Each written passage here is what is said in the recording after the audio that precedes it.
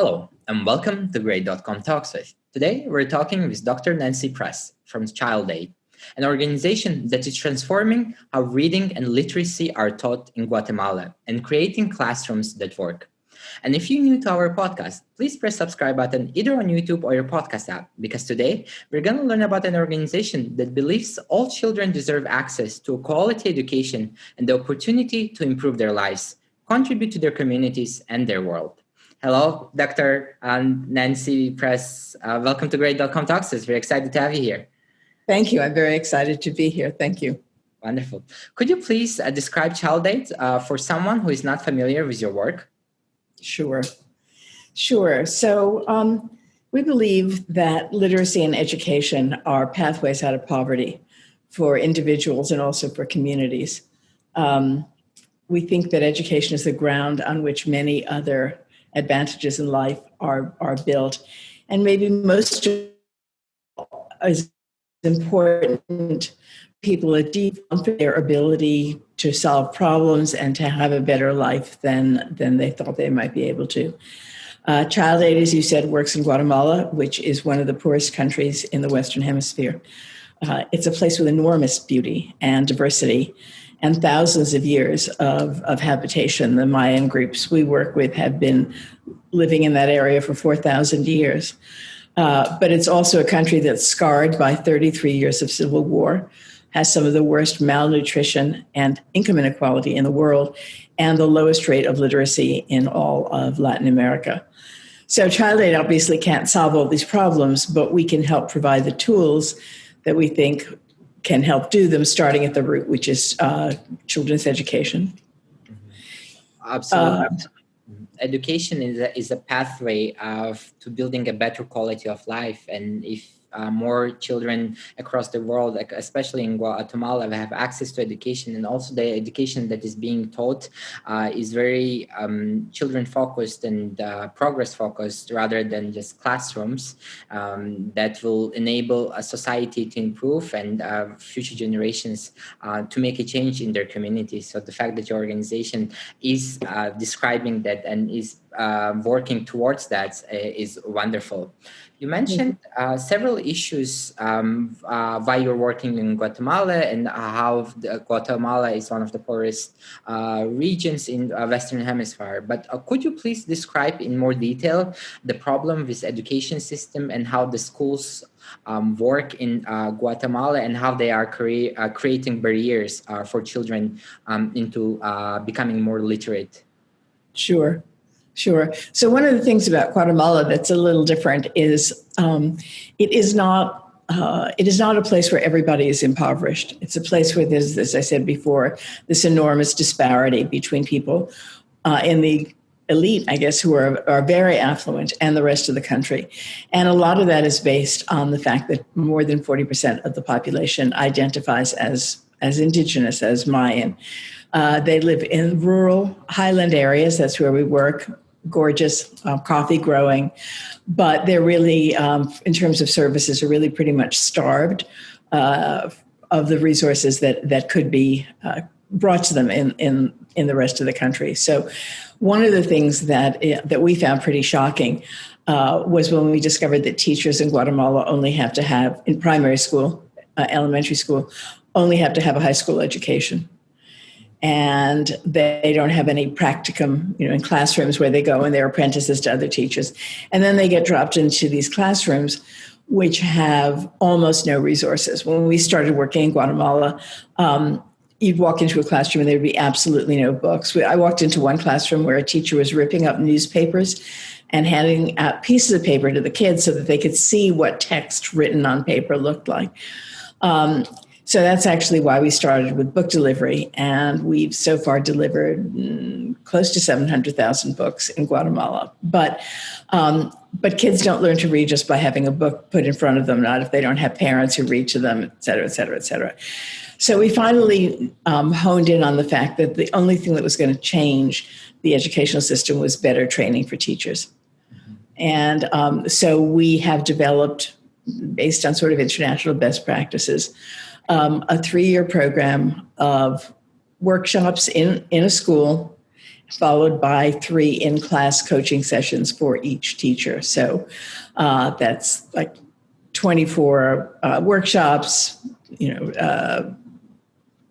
what, 3 times 12 or so in-person sessions a year. And it's not just a matter of teaching kids to read a book. It's really, that is not, the essence of literacy. So our work really concentrates on breaking the paradigm, breaking the way teachers had taught. So teachers had taught, they came from classrooms with no books. They had no books in their classrooms. So they'd write things on a blackboard and kids would copy. And kids would repeat in unison. And so we start with teaching teachers how to read books to kids, kind of things that are sort of normal for middle-class parents, and get them excited about reading, get them to think and to trust their imagination and to be curious and enthusiastic about school as the content is progressing.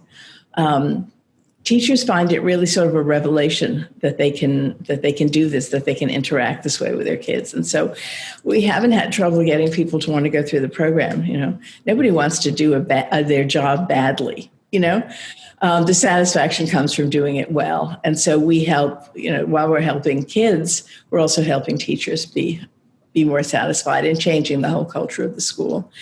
And I guess the last part is that our staff are all Guatemalans. Most of them are Mayan.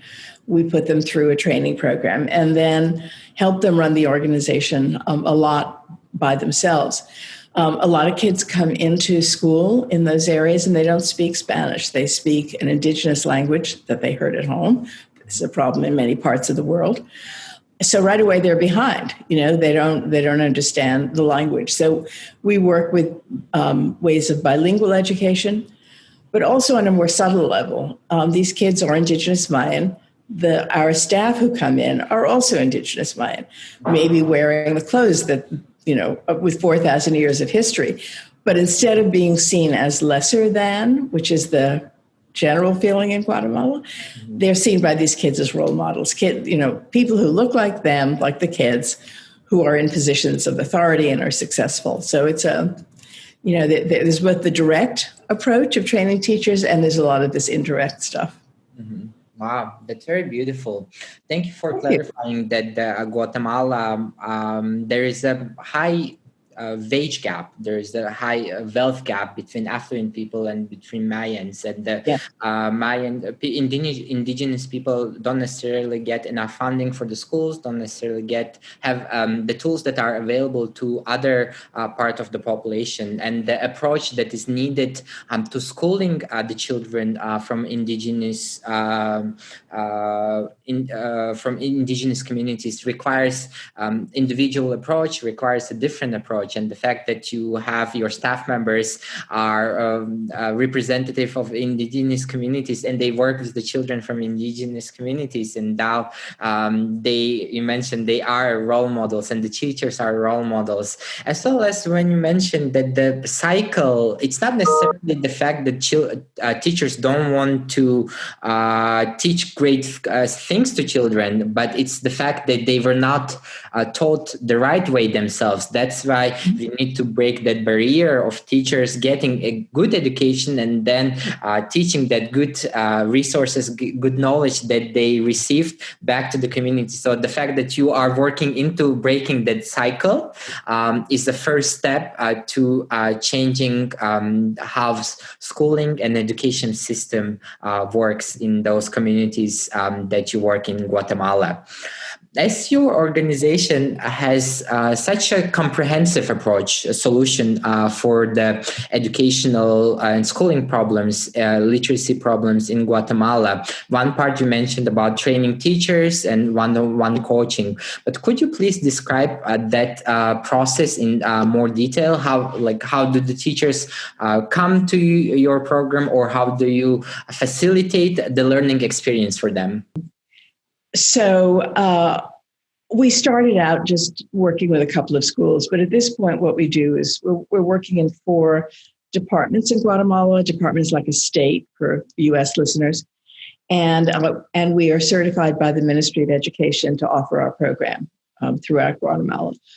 So we start with the department, and then we go to a smaller educational level, like a district, and we get agreement and buy-in from a district to offer the program.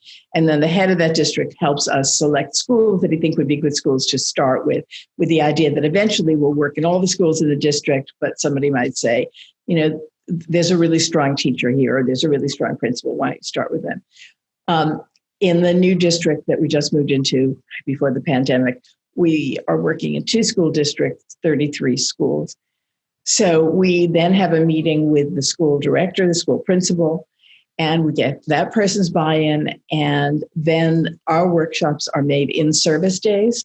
So those are days when students are not in school. So they're kind of a requirement that teachers be there. But we meet with the whole school first. We get an agreement from the whole school. We very rarely have any resistance at all. And then we have these workshops. And the workshop is for the entire school. It's held in the school. It's a whole day workshop. If schools are small, we may have more of them together.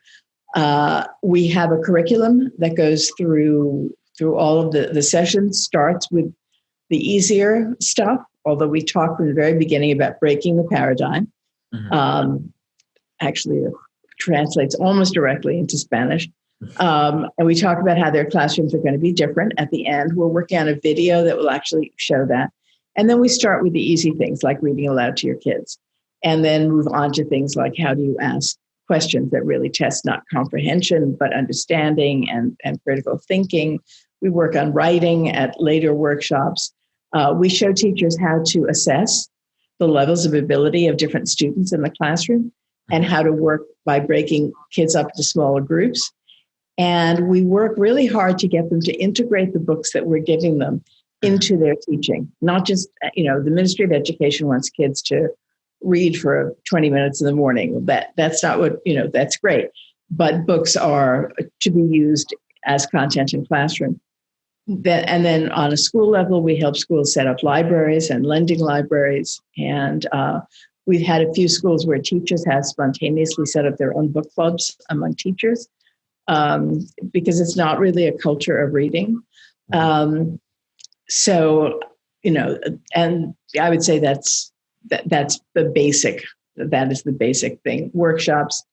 So in classroom coaching means after a workshop, which has been a whole group, one trainer goes to each teacher's classroom and they work together on practicing what they've learned. Mm-hmm. Wow. What I really liked when you were describing the process is how you teach teachers to break the classroom into smaller groups. So smaller, they can provide enough attention to those groups, because when you're working with like students of 30, 40 students in a classroom, it's very hard to give information per each individual student. But when they're working in a smaller groups, 4 or 5 groups within the larger classroom, it's the probability of teachers having more time and more impact on the quality and the interactions the children get with teachers is higher and much better. And your organization, we discussed earlier that you were able to provide more than 700,000 books, and you also are working on building a culture of reading in Guatemala. Could you please tell us why is it important to build the culture of reading, especially in Guatemala, and how can it, what kind of impacts can it have on the future of the nation? Yeah, there's so many answers to that question. On one level, I think it's hard, certainly for American parents, and I'm assuming as I'm speaking here that's mainly it, hard to really realize what it's like to grow up in a household with absolutely no books, no newspapers, no magazines, and parents who can't necessarily read the ingredients on a food product or the instructions for a medicine. I mean, illiteracy is really, it's a very severe problem. But even once you get past literacy and kids can read, yes, you asked about the culture of reading. You live in a rural community. You're 6,000 feet up Roads are really bad. You don't have television, or you don't have access to the internet. It's a very isolating kind of life where it's really hard to imagine the rest of the world. It's hard to imagine a life that can be different because you haven't seen it. And it all seems to be something way out there that has nothing to do with you. You start to read and the world opens up. You see all these other possibilities, all these other ways of being. Maybe you can even learn things about your own country that you didn't know about before. And your imagination, if you're a young kid, is sparked, and you start thinking about your own stories and just want to learn more. We have one video that we really love, where a child is describing his favorite book, which is about how a giraffe couldn't dance and was taught by other animals to dance, and the delight and joy in his face talking about it. I think, I read for work all the time. And sometimes it's hard for me to reconnect with remembering what I was like when I was 8 years old, and sitting curled up in a chair in the living room and the excitement of reading a book, that sort of newness and novelty. So that's the sort of individual answer. On the larger level, what Guatemala is lacking more than anything else is a middle class. It's a group of people, or enough of a group of people to break apart there are the very, very rich and there are the very, very poor. And Guatemala needs it too, because they're not going to move into the 21st century in terms of industry and commerce, et cetera, without a middle class. So what we are hoping to be like the yeast in the bread, that, at this point we have reached about 80,000 students, and we're in a rapid expansion mode. And you change the students, you change the teacher, our staff becomes leaders in their own community. Teachers start to talk to each other. We set up WhatsApp groups, for teachers. And the hope is, and we see bits of it, that there's a growing demand among that group for a different kind of world and a different kind of country. Mm-hmm. And I know it sounds like primary education is far away from that, but I actually think that that's a terrific place to start. Mm-hmm. Thank you for explaining the impact of building a culture of reading on the individual level as well as also on the country level. When you mentioned on the individual level, it will make the quality of life better for a particular individual who knows how to read. They can read the magazine, they can read the instructions on the medicine, they can read the ingredients on the food product. So it will make them their life a little bit easier. But on the national level, on a larger extent, when the children are educated, when the children can read, and it's the first step into the learning. So once they can read, then they can comprehend, they can learn more things, and then they can build the skills that can convert into high-paying jobs, into into trades, into entrepreneurship, and then in general, all of these efforts will enable the country to have, as mentioned by you, a middle class population that will close the gap between the super affluent and super poor regions across the country. So that's you mentioned a yeast into the bread. So I think that's a beautiful analogy, and it actually describes the process in a manner that is understandable for general public.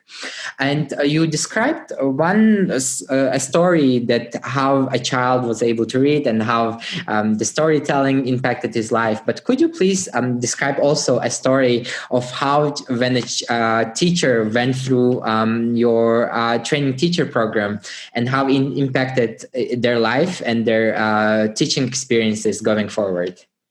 Sure. Well, I mean, we see it a lot. We see teachers transform from people who sort of sat at their desk and had the kids go out and run errands for her because she just didn't know what to do, to somebody who's enthusiastic and engaged. We have had a lot of teachers say, this has been a transformational experience for me. I had no idea, the abilities that were in my kids. I had no idea of a way of interacting with them that was so, exciting. And I have to say, even though you haven't asked that, during the pandemic, it's been really, we've been told that child aid by continuing our workshops, by helping teachers figure out how to interact with their students during that time, that we've been the only help that they have gotten with how to continue teaching or being with students during the pandemic. One school principal told me that, and so he's the principal of the school, right? So that's a pretty good position. That he never read to his kids, and that he started bringing books home for the first time and reading to his own child, and now he can't. He has to read to the kid every night. His child won't go to sleep until he's heard a story. And he said that, that he had thought of education as just sort of putting information into kids. And now he had a whole different experience in his classroom and in his own home, with education being interactive and a way to really think and imagine, not just trying to pour some content into kids' heads. Mm-hmm. Yeah, from what you described, I can see that the experience of teaching has become more interactive, more engaging, both for teachers and children. And the fact that your organization Child Aid was able to support teachers and children and the schools in general in a time of need when they didn't receive any other help from other resources during the pandemic is incredible. And I applaud you and all your staff members that are in Guatemala in being in the front lines in supporting children and supporting teachers in their journey of becoming more literate. So that's beautiful. If someone would like to support Child Aid, how can they do that? Well, I think the first thing to do is to go to our website, which is www.child-aid.org. And they'll find out a lot more information and ways to donate. We're about to move into a big expansion period now that hopefully, and as the world is maybe returning to normal. And the demand for our services is really, really greater than we can provide at this point. So we really are looking to hire and build new offices and stuff. But one of the best things that people can do is sign up for our email, sign up for our newsletters. And if they like what they read, tell other people about us, because Guatemala is a small country, Portland's a small city, and putting those two together, I think we have a really beautiful tree that we built in a forest, and we just need many more people to walk past it and get enthused about it. So. Absolutely. The link to the Child Aid's website will be provided in the description. So you viewing and listening can go to the website and familiarize yourself with the great work Nancy and the team at Child Aid are doing and support their mission. Thank you so much, Nancy. It was wonderful to get to know you and the great work Child Aid is doing. Thank you. You too. I really enjoyed this. For you listening, if you enjoyed this conversation, please press like and share button, because this will show the YouTube and podcast algorithms that this conversation is important, that we need to create classrooms that work, and we need to cultivate the culture of reading in Guatemala. Thank you, and see you in the next episode.